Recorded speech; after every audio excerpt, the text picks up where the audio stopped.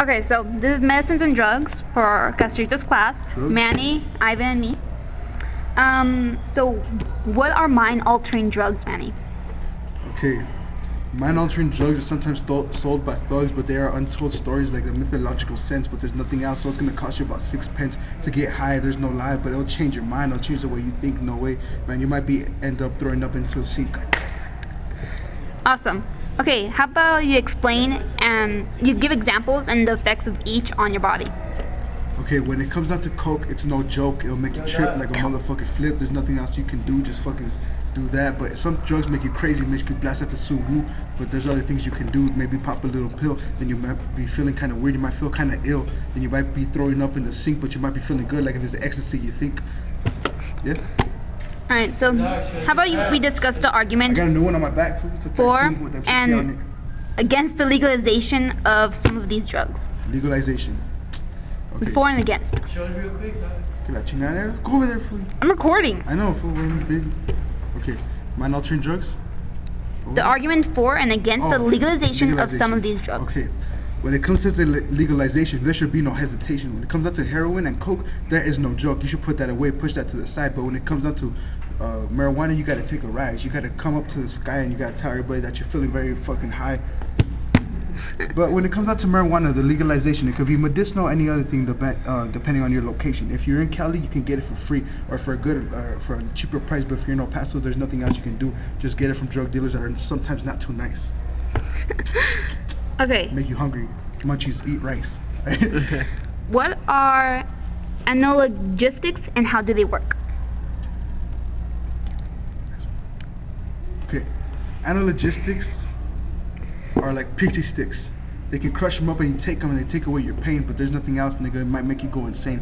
The drugs like aspirin and Tylenol have an effect on your kidneys. It might make you feel like someone stick your ribs or someone just fucking be like, oh, they hit me.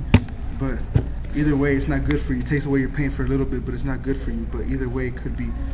Either way, it's easier to pass a blunt to Tweedledee. Explain the different ways that analogistics can prevent pain. Okay, if you have a migraine, it might make you go insane, but you don't give a shit, man, because it's just about your mind frame. When you take a pill called aspirin or Tylenol, it might make you feel a little better when you start to bawl, but it's alright though, because later on in the future, there's no way to fucking prevent the kidney damage and liver.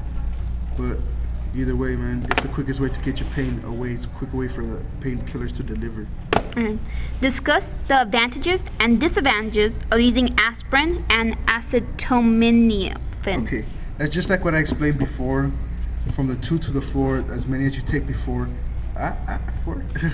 Alright, when you open that pill bottle, you're signing your life away, because you're going to want to take that every other day. There's nowhere else to do it. There's nothing else to do, man. It's legal. Might as well just do it too. And when it comes down to it, pills affect you in the years. Either way, man, you gotta still say cheers with your peers, because there's people out there that don't like to put down the beer. So when they take Tylenol or Advil, it might make them say even more cheers, and they might start busting into tears because they start feeling like shit. There's nothing else to do, man. Might as well just quit. And so, you don't think that aspirin can be good sometimes? Aspirin is good when it comes down to numbing your pain for the sense, but not good in a long sense. But you approve of mind-altering drugs?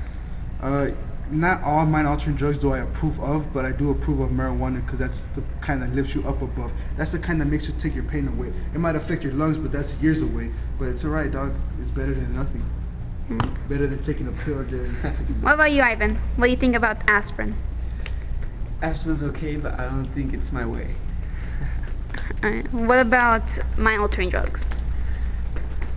I do not approve any mind-altering drugs. It just gives me the I don't know.